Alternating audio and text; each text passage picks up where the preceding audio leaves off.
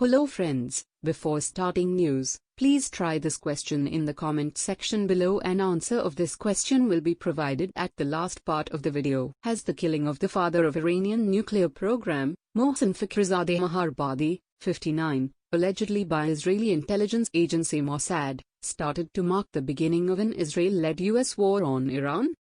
There has been speculation about the US launching a strike on Iran before US President Donald Trump demits office in January 2021. As, after all, the imprints of Israel in the background of this murder stem from the press conference of Prime Minister Benjamin Netanyahu on April 30, 2018, where he had said, "Remember that name," of Mohsen Fakhrizadeh, accusing Iran of keeping the work in progress towards acquiring nuclear weapons. Iran's supreme leader Ayatollah Khamenei has vowed revenge, with the country's foreign minister Jawed Zarif tweeting, "Terrorists murdered an eminent Iranian scientist today. This cowardice, with serious indications of Israeli role, shows desperate warmongering of perpetrators. Iran calls on intel community, and especially the EU, to end their shameful double standards and condemn this act of state terror." If analysts can be given plausible credence, then during the recent meeting of Netanyahu and Kingdom of Saudi Arabia Crown Prince Mohammed in Neom City, on November 23, 2020, it was discussed how to tackle a strike on Iran.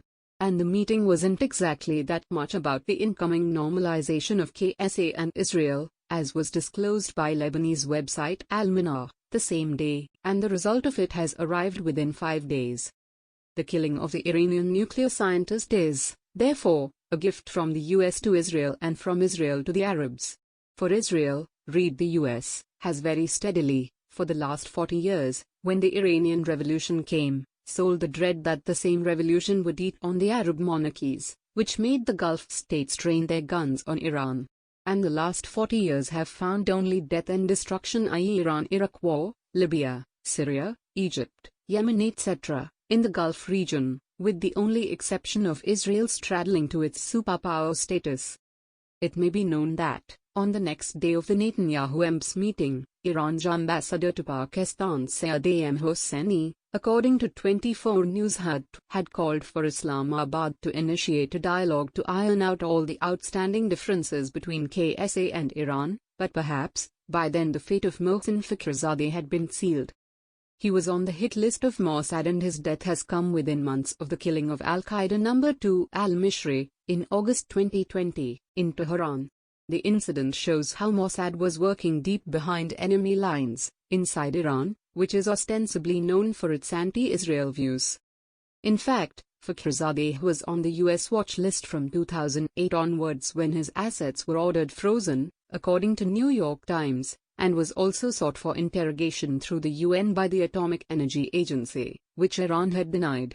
Fakhrizadeh's killing has for sure delighted Trump, who very willingly retweeted a tweet from the prominent Israeli journalist Yossi Melman that read, "Fakhrizadeh assassinated in Damavand, east of Tehran," according to reports in Iran. He was head of Iran's secret military program and was wanted for many years by Mossad. His death is a major psychological and professional blow for Iran. Iran, obviously, cannot target Israel but surely would try to harm the US military bases in Qatar, the UAE, Iraq or in KSA, from Syria or Lebanon, or it might again seek help from the Afghan Taliban, and maybe through Houthis, attack KSA- which would be an advantage for Israel as there would be more tumult in the Gulf region, thus a reaction to further reaction is what is to be counted for. Israel has proved it to KSA that its rival, Iran, has been given the severest blow, as KSA too had long been apprehensive of the Iranian nuclear program. Israel by its latest action may have reopened its policy of hot pursuit, as it had allegedly killed 4 of Iran's nuclear scientists, 2010-12, the operation which had been later suspended due to the pressure from the Obama administration. Thereafter, it had led to Obama forging a nuclear deal with Iran, but which was set aside by Trump, and which now Israel fears might again be reopened up by Joseph Biden.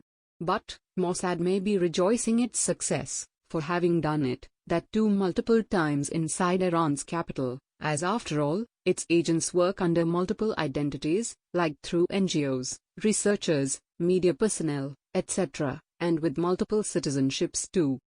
The region, therefore, is getting poised for war, as the US is also quite capable of fomenting a false attack on its assets and, therefore, find an excuse to bombard Iran as it did to Iraq on the pretext of finding weapons of mass destruction, where there were none. Already, the US aircraft carrier Nimitz is getting deployed into the Persian Gulf to rise up to any Iranian reaction. Let's see how China relates to all of this, as it has recently entered into a 25-year $400 billion trade and military deal with Iran. The writer is a former State Information Commissioner, India. He is a media analyst and writes on international politics.